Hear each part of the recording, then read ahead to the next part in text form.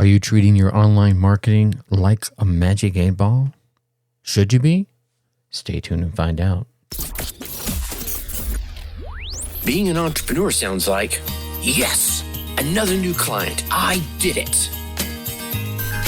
But it can also sound like, I am really not understanding this technology, and I'm feeling so overwhelmed. Am I even cut out for this? That's why I started the Dark Horse Entrepreneur Podcast, to help infopreneurs, coaches, and course creators who want to build a business online but are battling technology, overwhelm, procrastination, and even imposter syndrome. Think successfully, think differently, think bigger, and take action by learning tips from an array of business owners, all dropping knowledge on the Dark Horse Entrepreneur Podcast. Check us out at www.darkhorseschooling.com. What is up? What is up? What the hell is up, my Dark Horse friends and family? Welcome back to another dose of Magic 8-Ball Marketing Learning. I'm your Dark Horse host, Tracy Brickman, and I've been in the coaching and course creation, and even online space since like the 90s. So got a little experience under my belt, and yet here I am still learning. And that's what I'm here to share with you, what I have learned, what I'm still learning about course creation, coaching, entrepreneurship, infopreneurship, personal development, and so forth. Which begs the question, who are you? And to me, my friend, that is infinitely more important. You are a driven entrepreneur. More specifically, an infopreneur, either with or seeking a coaching or an online course model in your business. Or perhaps you're just hoping to have that very, very soon. Either way, you're here because you're ready to start, restart, kickstart, or just start leveling up with some great marketing, personal, or business tips and results in order to build that beautiful business of yours into the empire it absolutely deserves to be. And that would be why I am reaching out to you with yet another solo success episode here, coming to you straight from the Dark Horse HQ as we dive deep into your infopreneur and course creation success with actionable advice, tips, and steps designed to help you level up your game, because we already know there are no shortcuts to success. Yeah, I'm sad to say, except for taking those little steps towards your goal every single day. Now let's turn on the Wayback Clock for a minute, shall we? Just go, there's the Wayback Clock for us. And when we were kids, and I say we in the operative term, when we were kids, some of us had a magic 8-ball, right? Remember it? Big black 8-ball in your hand. I mean, especially when you were a kid, this thing was ginormous. And you would, maybe close your eyes and shake the ball and ask it a question. And then you'd flip it over and you'd get an answer.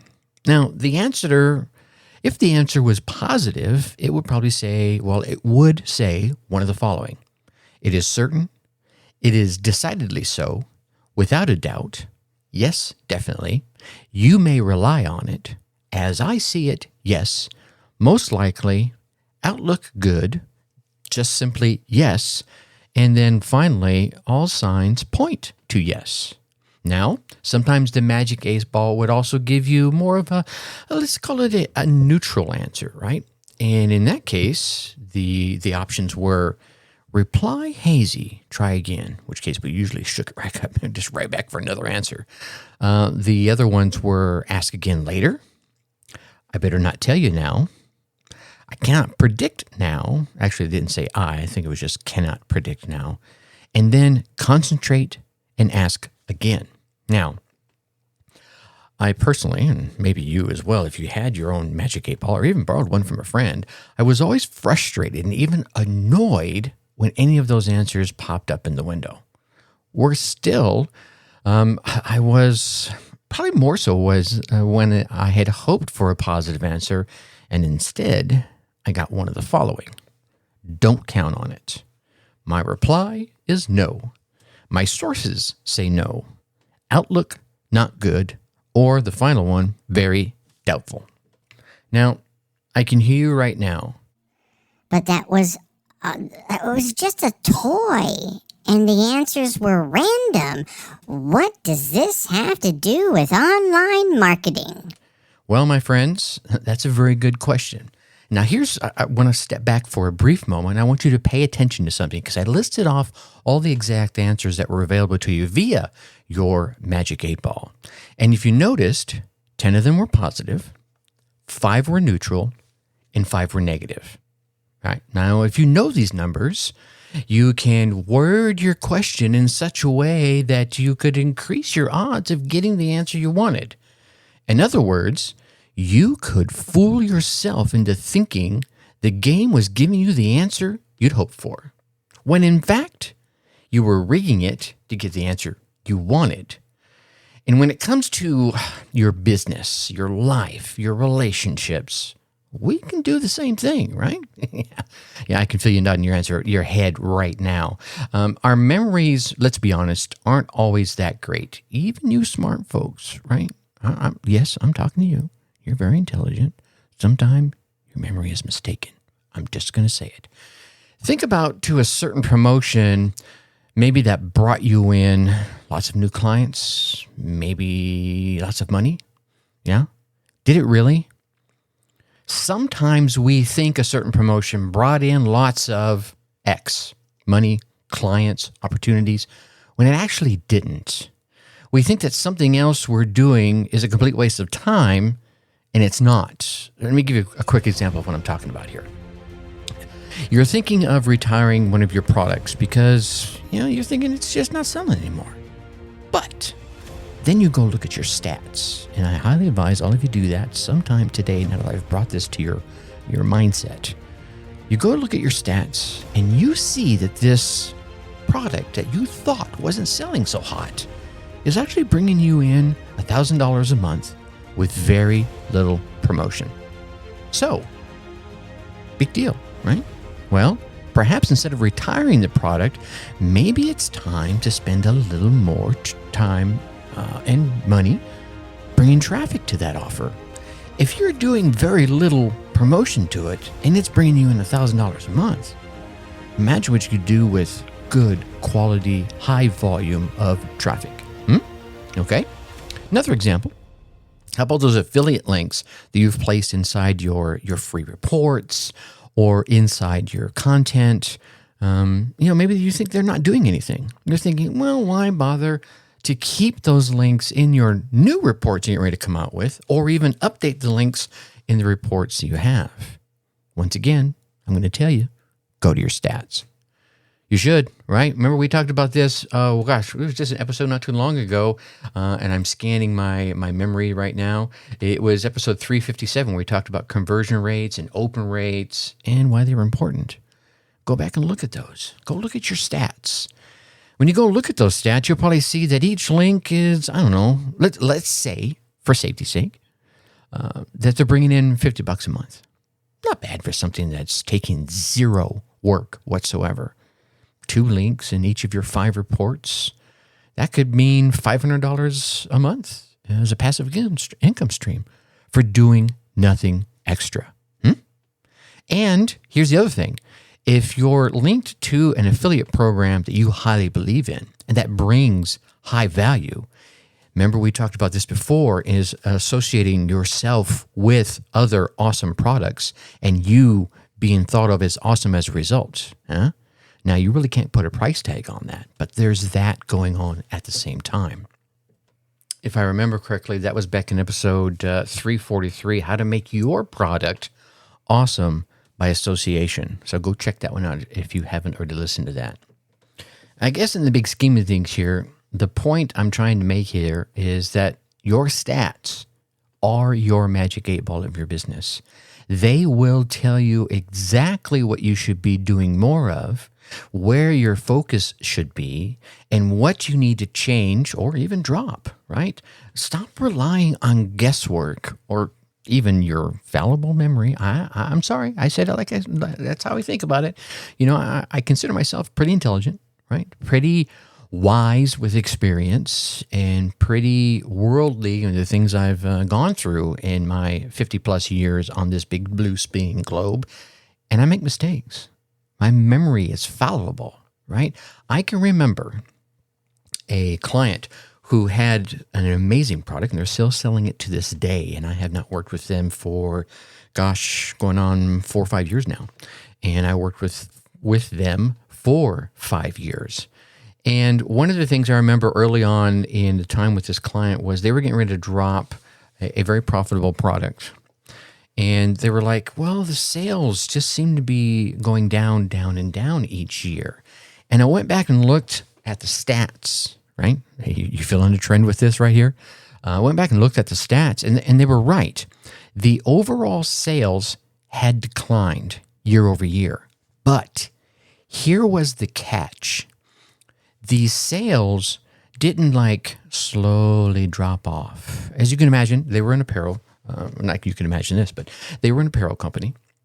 As you can imagine, as part of this sales pattern, they'd have their bumps and their ups and downs during the course of the year. And then the back half of the year, from Black Friday on, of course, you like everybody else in the market selling apparel, things just skyrocketed. And what I found is that they would go into October, maybe even November, hot and heavy, the sales just doing this mad rocket climb. And then before Christmas, right, it would just fall straight off. Here's what was happening. They were basing their sales off the previous year and then saying, oh, let's give it a 5 or 10% increase. And they would order 5%, 10% more. What they did not go back and look at was the fact that they were only 70 to 80% through the year that they had just looked at when their sales fell off. Their sales fell off, ladies and gentlemen, because they ran out of product. So if you had projected that sales percent out, so say they sold 100 units and they were 7% through, well, then they would have sold 170, right? Well, what they did is they would buy 110 for the following year, and they would have a better year overall as a business. And they're like, ugh, it's still not doing good. Everything else is going up, 20 and 30%. This guy only went up 5 or 10, and again, you'd look at the numbers and you'd see the sales fell off early in the season, early in their peak season, and they lost even more opportunity this year. So I, showed them this information. Here's what you need to do. If we looked at how this thing trended year over year, you lost 170 units here, 210 units there. What you need to do is buy 300 units. Just put the money on the table. Buy, and of course the numbers were a lot bigger than this. Buy the 300 units and then blow them out. Just let them go. Stop worrying about everything. And they did that, and they still ran out. They ran out later in the season because the rocket ride, the hockey stick that we always see in the back half of the year, continued up. But instead of being 70% short, now they were only 20 or 30% short. So they realized, oh my gosh, this thing was not a dog. It was a winner chicken dinner, but they couldn't see that by just looking at one piece of the pie. They had to go and look at the universe that was going on for this product and when it was running out and why it was running out and et cetera, et cetera. So I'll come back and say again that relying on guesswork and a basic assumption, and even your memory, right, is going to cost you money. Let's say you have a coaching program that you open up for 3 days each month. And then you go look at your stats and you see that skipping a single month costs you $3,000 in revenue. Now you know that not only to make it a priority of your part of your monthly promotion, it's got to be a priority. Also, to increase how often you open it, right? Such as maybe every 4 weeks. Maybe you could get an extra few $1,000s each year. Instead of opening it up, once a month, maybe you open it up every 3 weeks. If it can work, maybe every 2 weeks. I don't know. However it works for you. Look at the numbers and see, wow, what could I do to make this work even better? Or let's look at maybe you fondly remember that first promotion that you did that brought in $5,000. We all remember that, right? That first, how many businesses, brick and mortar usually, you'll walk into and you'll see that quote unquote first dollar in a frame up on the wall. And you remember, much as like I do, the first time you made a significant amount of money. In this example, we're talking, the first time your promotion brought in $5,000. But then something tells you, maybe a podcast by a Dark Horse tells you to go look at your stats. And you realize, holy crap, I put up $3,400 in affiliate fees. Then there was the PayPal fees, and there was expenses, and really I only earned $1,600. Now, I don't want you to get depressed about that. You still made $5,000, right, in gross revenue. However, net profits, you only made $1,600. So maybe the next time that you're bragging about your first promotion, how it hit it out of the park, be sure to let your students know that you, my friend, are a mortal marketer just like me, who started at the bottom just like them, right? That, yeah, you made $5,000, but here's some of the mistakes you made and you've learned from, and you do better now. You've learned how to trim down your affiliate fees but still have affiliates, selling for you. How you're able to cut down your payment processing fees, right? How you're able to earn more money at the bottom line, even maybe from that same $10,000 or the same $5,000 in this example. And how you can teach them to go from being a mortal marketer to be the marketing god. Okay? Should have used the sound effects on that one. Anyway, because, I think at the end of the day, maybe it's time just to stop bragging how your promotion hit it out of the park and just be real. Yeah? Maybe a brag from a different angle. Look, I came from the bottom. Now I'm just a few steps ahead of you. All right. What if you want to, here's another example. What if you want to dump one of your streams of income? For example, let's use the affiliate marketing example I just kind of hammered on, right? Maybe you're tired of being an affiliate for a program that launches, or every program that launches. You could really grind through a lot of man hours because there's a program launching every day. And you want to focus all your efforts on promoting your own products. Nothing wrong with that. But how you do that? Well, the first thing you're going to need to do is learn how much affiliate income that you have been making each month from all those efforts. Now, once you know that, you know how much you need to increase the sales of your products just to break even. So maybe you're looking at this going, well, I don't want to put in all the grunt work that goes into creating, an affiliate promotion. It's not like you just go send an email and, it's easy. There's way more to it than that if you're really good at it, especially the early stages. I think there's a point where some of the great affiliate marketers, it is that easy for them, but they worked to get there, right? So look at how much affiliate revenue you're bringing in and realize if you want to stop doing that, that's how much you need to increase the sales of your current products or new products just to break even. That's not even pulling ahead. So now you can build yourself a plan to start backpedaling from one and stepping on the gas in the other. And I think at the end of the day, even if you look at your stats and you cringe, oh my God, I didn't realize it was that bad.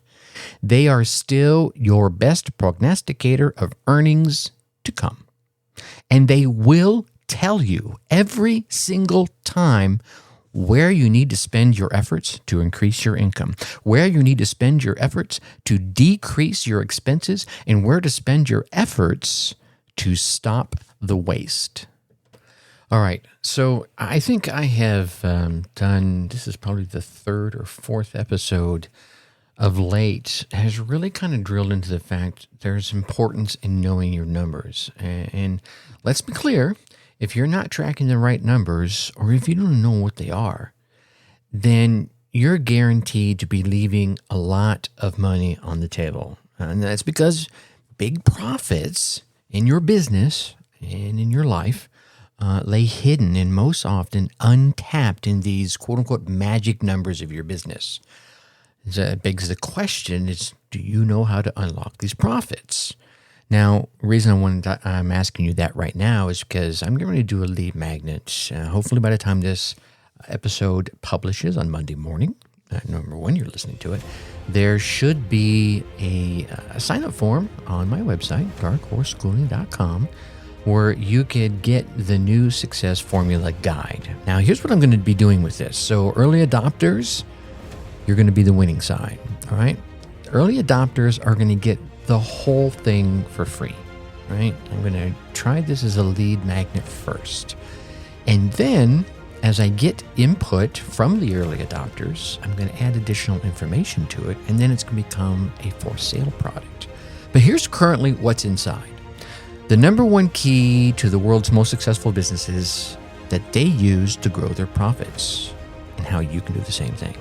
3 surefire ways to get your customers to spend more money with you every time they take out their credit card.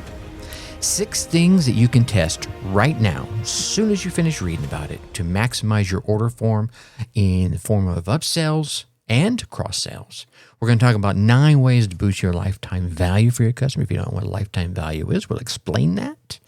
And when you do this, you'll make more money the easy way. We're going to answer the questions. What customers, is that if you want customers to spend money with you, then you need to use these 6 simple ways to create a better customer experience. It works better than you think, right? This is what's all inside there right now. So again, early adopters are going to get this free, and I'm not done, right? I got a few more to share with you. There's going to be 5 simple things you can do to reduce refunds, create happier customers, and generate more repeat orders. Who doesn't want that? We're talking about 3 ways to increase member retention, reduce refunds, and this time here, we're going to be reducing refunds on recurring billing offers. So maybe you're running a SaaS or a membership site, right? You definitely want to check that out. And you'll discover a simple way to retain existing customers and get new customers at the same time. What did you say? Yes, I did say that. And then you'll find out which 9 factors have the greatest impact on your conversion rates. Once you know this, you can extract more money out of your business at every single turn. Plus, you'll have to find out how to structure your offers for maximum profit. So this is going to end up being a product. But right now, what I'm doing is I'm putting it out as a lead magnet because I want to get the early adopters. I want to get their input. Hey, Tracy, this is great, but you didn't answer this question or that question. And you've heard me talk about this. Listen to your market. I'm doing it. I'm doing it right here with you. So what I want you to do, my call to action for this episode, is go to my website, www.darkhorseschooling.com. You heard it in the very beginning, and you'll hear it at the very end. And down at the bottom of the page, you'll see the sign-up form, right? Just give me your email address, and I'll send this to you. That's it. I'm not even going to charge you for it. That's it. Of course, I want your email address. It's an exchange of value, and trust me, my friend, you are getting the better end of the deal. I say that in jest, but I will be reaching out to you probably in a week or 2 after you've gotten a chance to read through it. And then I'm going to ask you what is missing. What gems did you get out of it? What other questions you might have that are not answered in there?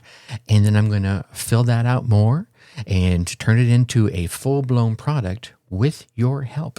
And here's what I'm going to do, right? For the first folks that end up coming back to me with replies after they've reviewed this document and gone through it, and then they share with me, Tracy, here's the pros I got out of it, and here's what's missing, right? I'm going to make sure that your website, your podcast, your Facebook page, whatever it is you use to market, will be included as a resource, right, for your expertise, right? That's me giving the value back. So you're going to want to check this out. I'm telling you, I'm throwing it all on the table. I'm putting all the things I keep telling you here to the test. All right, so there you have it. That's my call to action. I want you to go out there, darkhorseschooling.com, down at the bottom, give me your email address, and I'll send this right over to you. And then expect, of course, you'll see some emails from me. I don't pepper you too much. But definitely you'll see an email from me about a week or 2 afterwards to start asking you for your insights, your questions, your thoughts. And then we'll go from there. All right. Looking forward to learning more about you. So with that, you get out there, you run your race, you get your results. But once again, come let me hear about them. I'm serious. Tracy at darkhorseschooling.com. Tell me the tip or idea that you came away with, how you put it into action, and what results you got from it. Who knows? Probably bring you on the show and let you share your story. Until next time, think successfully and take action. Thank you for listening to the Dark Horse Entrepreneur Podcast. Thanks for tuning in. Check us out at www.darkhorseschooling.com. All right. My name is Tracy Brinkman.